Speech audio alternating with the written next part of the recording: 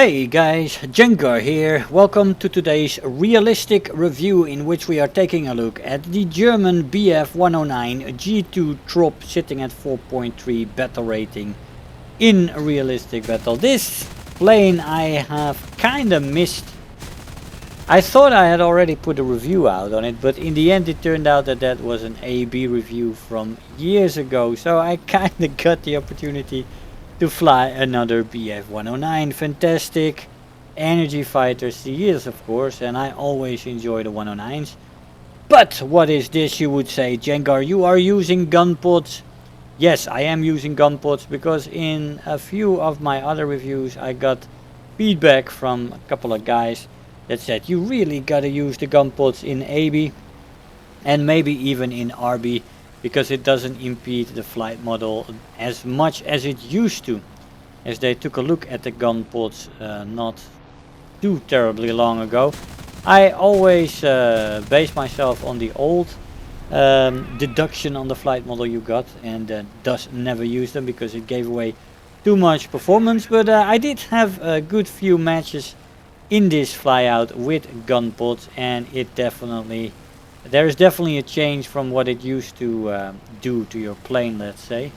But it still does impede the plane, and we'll get into that later. But it was not as bad as I thought it would be, and it does give the plane G55 like firepower, which is of course very fantastic. Not necessarily in the ammo load, but the firepower is bloody good when you use the gun pods. Anyway, let's get into the plane a little bit. The maximum speed at sea level without WEP is 506 kilometers an hour, and with WEP 524. At 4500 meters this is 475 kilometers an hour without WEP and 491 with WEP. And finally at 6500 meters you can take her to 446 kilometers an hour without WEP and 459 with WEP. So finally this plane is slightly less fast than the premium G2, and the WEP also seems to be slightly less powerful. This probably has to do with the tropical protection on the air inlet, and maybe the plane gets a little bit less oxygen because of that. Well, performs slightly less good, but it is a minute difference. It doesn't even run into double digits, so the speed of the planes is very close. Top speed in a dive is the same with 751 kilometers an hour before it redlines, and this one does rip apart slightly earlier, it seems, in my testing, at around 820, while the G2 premium rips at about 850. Control stiffening is about the same. It starts at 500 kilometers an hour slightly with the compression, and then at 650 it becomes more pronounced, especially in the roll rate. The elevator stays good though till the red line, so there is not much problem with that. Although good, of course, it is impeded a little bit, but not nearly as much as the roll rate is impeded by too much speed.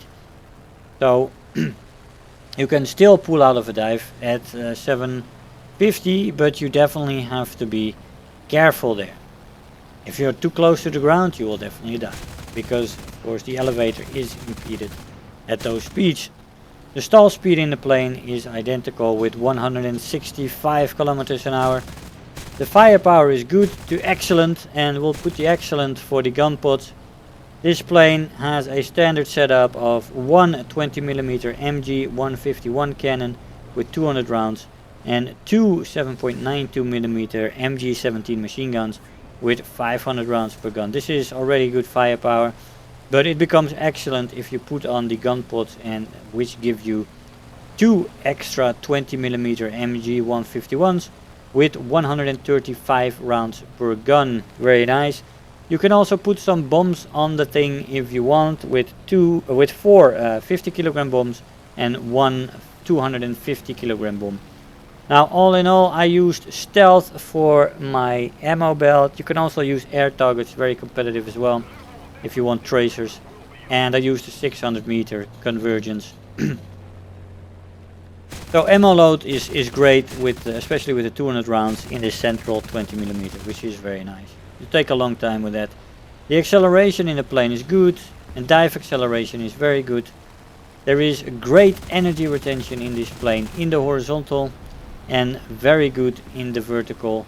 This makes this plane an excellent energy fighter, especially because of the climb rate that really supports the behavior in the vertical. This plane has excellent climb rate. The turn time though, if you look at that, is decent to good depending on what speed you're at, and the flaps can definitely help making the turn time good.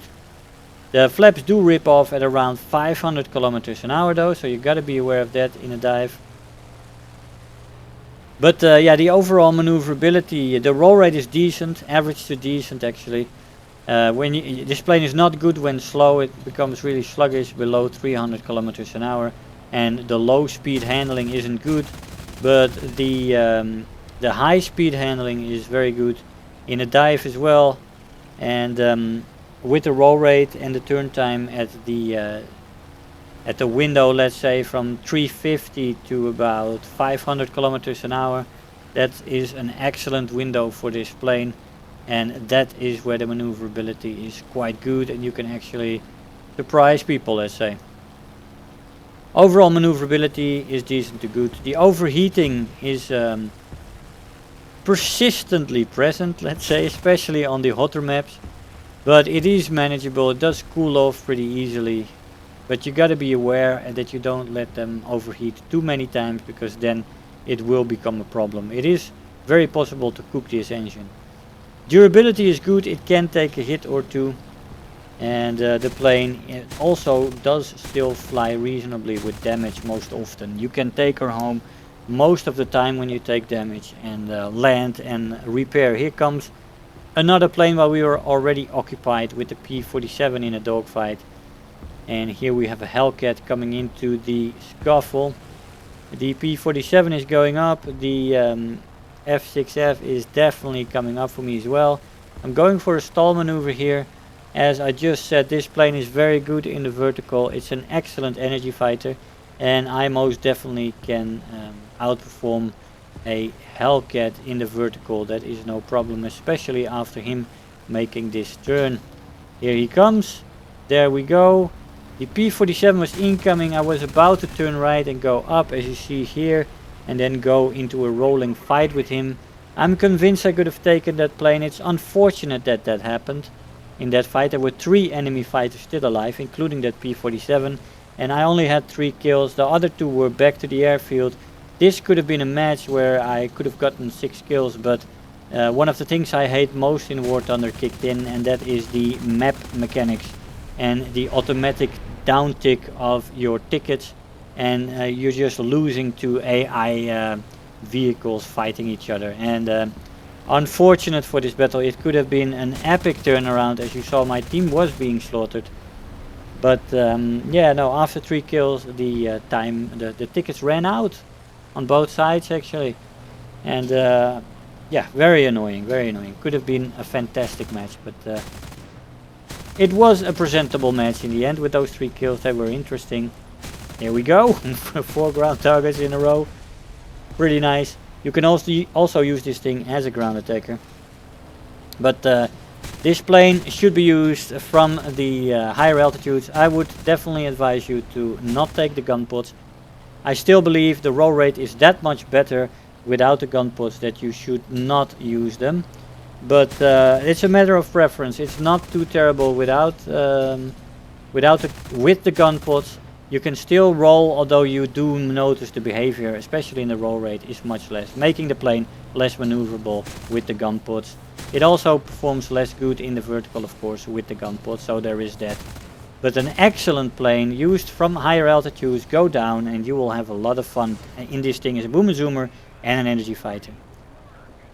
Let's see what kind of rewards we got for that match.